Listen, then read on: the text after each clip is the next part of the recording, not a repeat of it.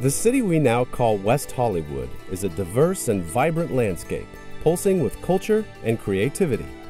This jewel, tucked in between Hollywood, Los Angeles, and Beverly Hills, has always been on a unique track.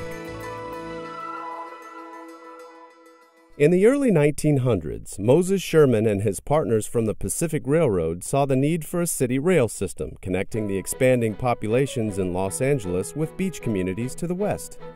On this hard-scrabble, uninspiring bit of land, he imagined the hub for this growing industry.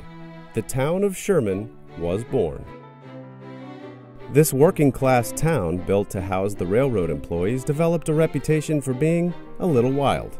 It was loosely regulated and resistant to outside interference. This spirit has lived on throughout the history of West Hollywood and continues even today. The rail lines long gone. In the early 1920s, the town of Sherman changed its name to West Hollywood, and its population grew rapidly.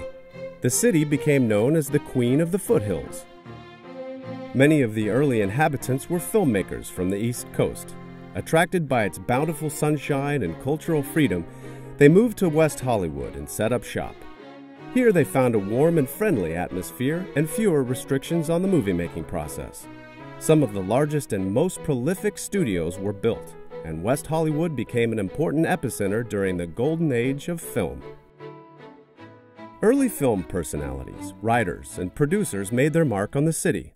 Dorothy Parker, Norma Talmadge, Charlie Chaplin, Douglas Fairbanks, and Samuel Goldwyn all had a hand in the business of making films. The social scene followed suit. Nightclubs, bars, restaurants of the Sunset Strip sprouted up, welcoming film stars and the Hollywood elite. This was the place to be for glitz, glamour, and entertainment. And the garish nightlife provided an outlet for social, artistic, and sexual expression.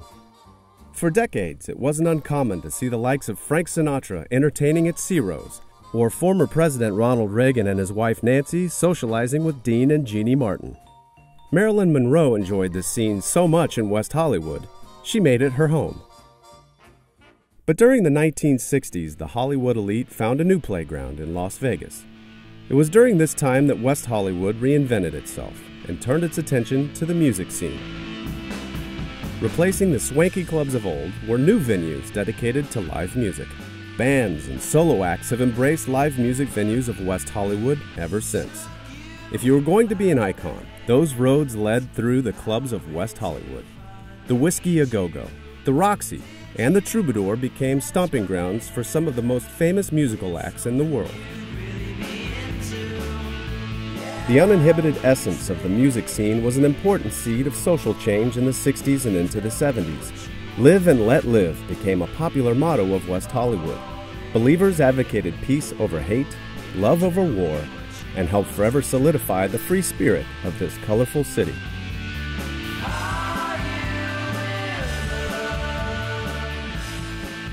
Following closely on the tie-dyed colors of social change, a new rock star moved into town. In the early 1970s, the railroad yards were cleared, making way for one of the most iconic meccas of design in the world, the Pacific Design Center. The PDC was not only a marvel of design in its own right, but it has been home to some of the world's most famous designers, architects, decorators, and art dealers. In 1984, spurred by a desire to control skyrocketing rents and anti-discrimination policies, West Hollywood incorporated. For the first time, West Hollywood would be an independent city. Since its incorporation, the city has further embraced its roots, opening its arms to Russian-speaking Jewish immigrants after the dissolution of the Soviet Union, embracing the LGBT population, and supporting artistic and social freedoms of any and all who call West Hollywood home. Today, West Hollywood stands as a testament to the word progressive, attracting prominent political figures such as President Obama, who began his 2012 re-election bid with a visit to the House of Blues. West Hollywood has solidified itself as a model city with a lush tapestry of cultural, artistic, and social freedoms. And whether you stroll through the quiet neighborhoods of the Norma Triangle or rock out on the Sunset Strip, West Hollywood is a present-day reflection of a colorful, and entertaining past.